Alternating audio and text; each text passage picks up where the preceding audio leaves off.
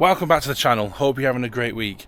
Vanlife 2024 is just around the corner, less than 2 weeks. So I thought I'd put a little video together from our experience from last year, just sort of like top tips for this year's festival, things to do before you go to make sure you get the best out of your experience while you're at Vanlife this year. 2024, we will be delivering yet an even better, more refined festival. A festival that truly serves the people and brings people together from all walks of life. So our first top tip is get into site, get into the location. It's such a wonderful place, but there's some rules we need to follow when going into site to make sure everyone gets in nice and safely and doesn't cause any issues. You need to make sure you're using the B5067, which is just off the Ellesmere Road roundabout, which takes you up and around to the gate 1 where all camping's allowed to get in. Don't go down the A528. That will cause havoc, and I think last year there was a bit of confusion over that because we got stuck in the traffic for it. So just make sure you're using the B5067 from Ellesmere roundabout, which will take you into sort of like the holding pattern into gate 1 for camping.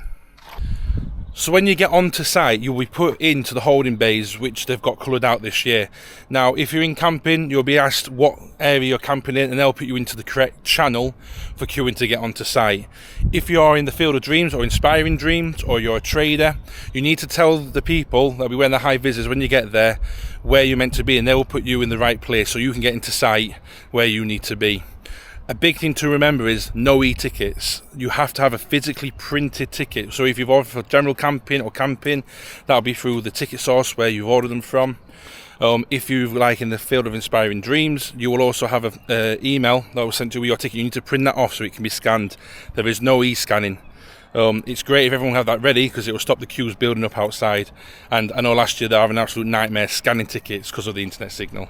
Another thing to know about Vanlife is there's no generators on site whatsoever. No exceptions, no generators.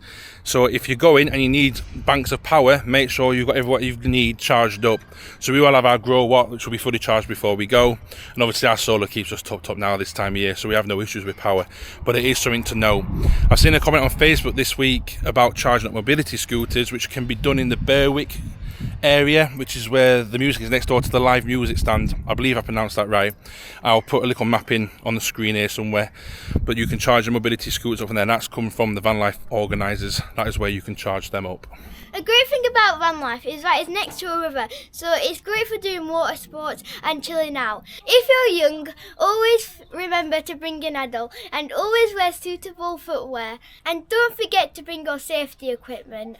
So the next top tip, which is quite a big one if you've got young kids, is there's no internet.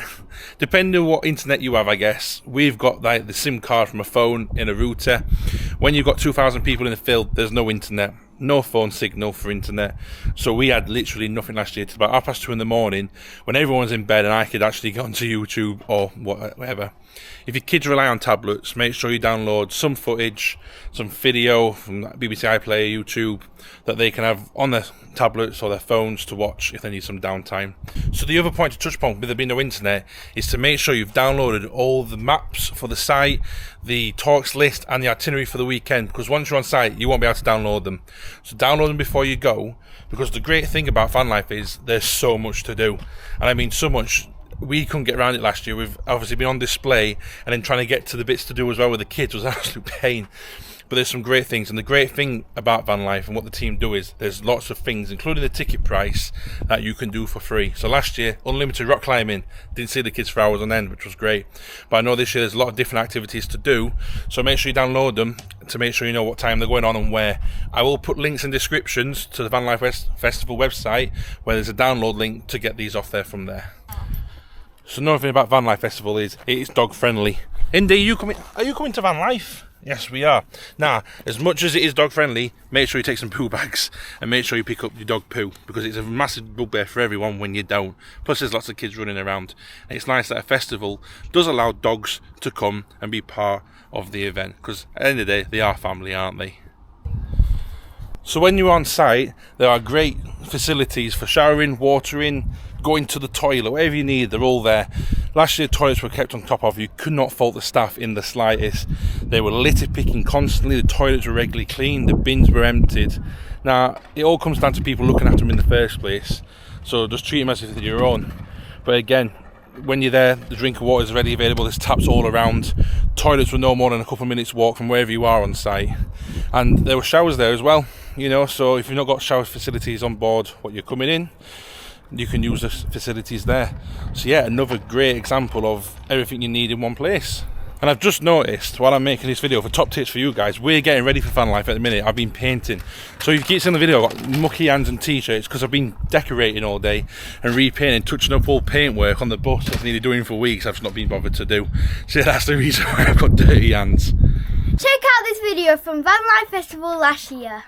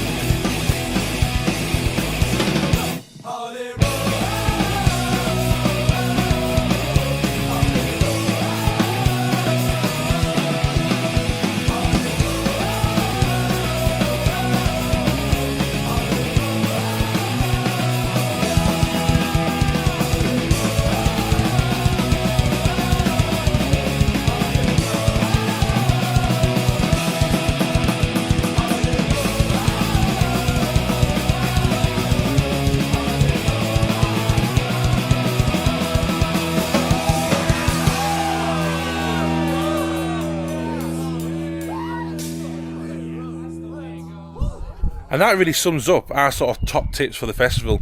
There's everything you need on site. There's a little shop to get your sort of essentials that you forgot. There's loads of things to do. And the most important thing is just to have a good weekend. Chill out, enjoy the atmosphere, talk to some like-minded people, and see what's about. And you might learn a lot. Something you've been looking at that you want to do to your van or whatever your home may be. Bus, horse box, tent, it doesn't really matter. You might learn something and see something new that you think would be useful to you. If you have a spare minute though and you're there on the Sunday at 12 noon, we're doing our talk on the mindset of living in something bigger like this.